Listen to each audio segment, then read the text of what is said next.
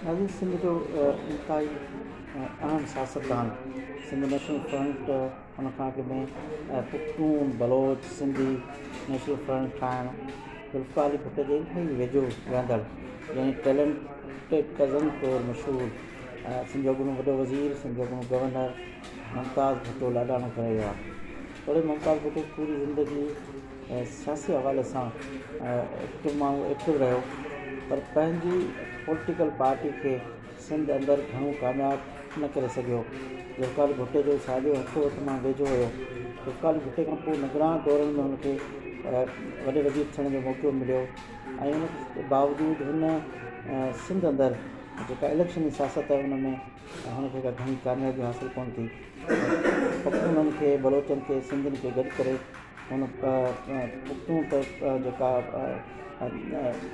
भलो Sindh national front खां पहिरीं जेका आहे उहा पुख्तून, बलोच, सिंध नेशनल फ्रंट ठाही,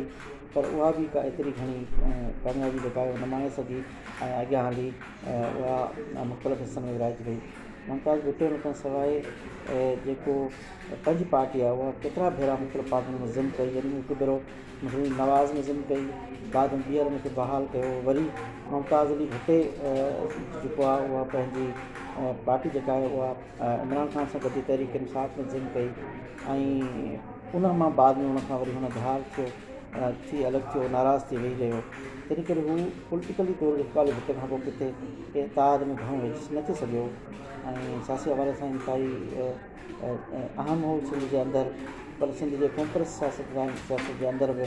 हुनखे घणियूं कामयाबियूं न मिलियूं ऐं हू सिंध जे सतह जा जेके इत्तेहाद हुआ